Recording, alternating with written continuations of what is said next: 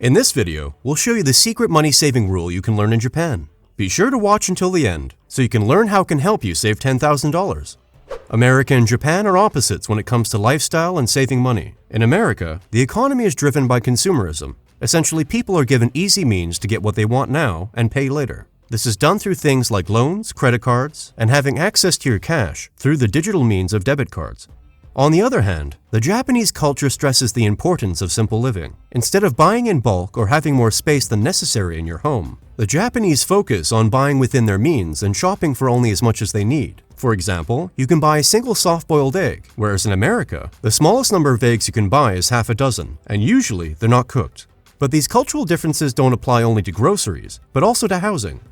In Japan, the average home size is 1,309 square feet, and in America, the average home size is 2,687 square feet. That means Japanese homes are about half the size of American homes on average. So there's a reason why the Japanese lead efficient and simple lives. It's because they have to. Now, it's normal to ask, why haven't the Japanese focused on increasing consumerism and building bigger? The answer lies in a simple budgeting philosophy that anyone can easily do as long as you have a pen and paper. In fact, the Japanese have developed a finance ledger called Kaki Bow. If you want to buy one, it can easily be found on Amazon. The Kaki Bow, created in 1904 by Japan's first female journalist, was designed to help housewives keep track of finances. This practice is still held today, and it can also be extremely practical for you. The Kaki Bow is designed to keep track of your finances from month to month and help you realize your savings goals. There's a multi-step process to making the most out of your Kaki Bow, but they are all very simple. But before we get into the steps, it's important that you're writing in your Kaki Bow by hand. This will allow you to slow down and really think about what you're writing and the impact it has on you. The first step is to write down your savings goal for the month. This can be just to have extra money to put into savings or to try and lower your expenses.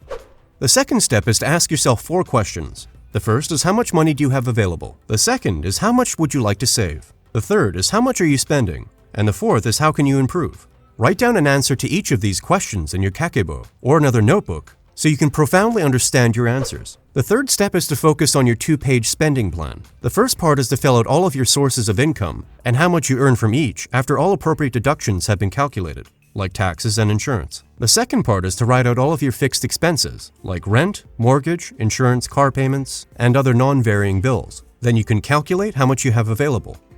On the second page, there are 3 more steps that need to be done. The first step is writing down how much you want to save for the month. Make sure you're being reasonable with this step, and avoid letting your fiery ambition try to make you save more than is sustainable. The second part will be a calculation of how much you're allowed to spend for the week. The calculation is subtracting your fixed expenses and your savings goal from your income. When you have that number, divide it by the number of weeks left until your next payday, and you have the amount you're allowed to spend for the week, so you can accomplish your savings goal. The final part of the 2-page spending plan is to write any notes or reminders about your savings plan.